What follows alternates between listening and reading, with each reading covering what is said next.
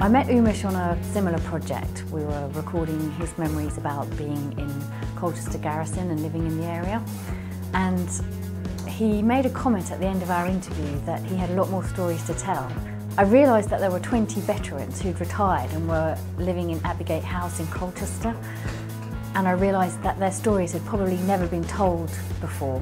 I went away and got funding from the Army Community Covenant Fund. Juliana came in and told us all about the plans that she'd hoped to do and put the idea to us, and we got the project going, got cadets interested and got it on its way so she could complete what she's doing.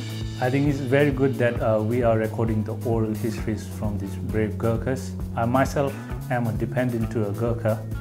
I have heard a few stories from my dad, but hearing these stories from a different generation of people and hearing it firsthand gives me that extra knowledge, and I think it will be a good documented history for other generations. Recording oral history is better than recording just history out of a book because it's individual memories, so there's no bias towards a victor or a losing country.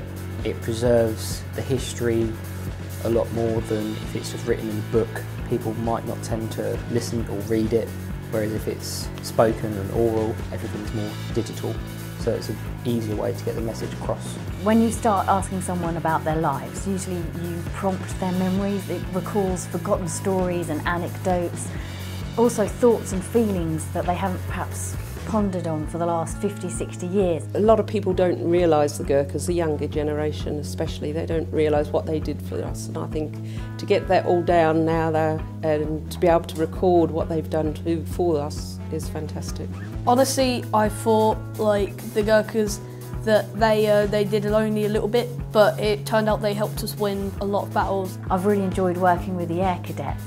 I've been so impressed with their initiative that they've used, and I've enjoyed watching them learn about the Gurkha veterans and growing with their knowledge as well, and learning new skills in the filmmaking. I've learned a lot about the Gurkhas. They've earned a lot of respect from me.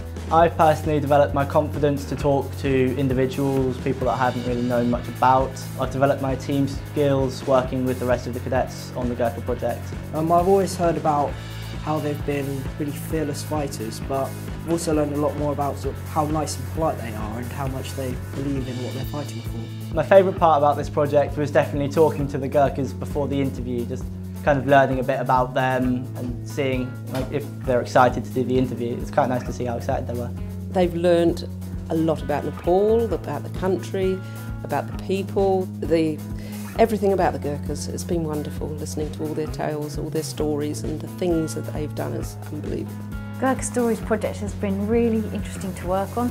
We've had a good response from the local community in Colchester. It's been fantastic working with the cadets. It's been fantastic working with Townhouse and the youth organisation there. And we're really grateful for everyone participating and enjoying our project and contributing to it. Thank you.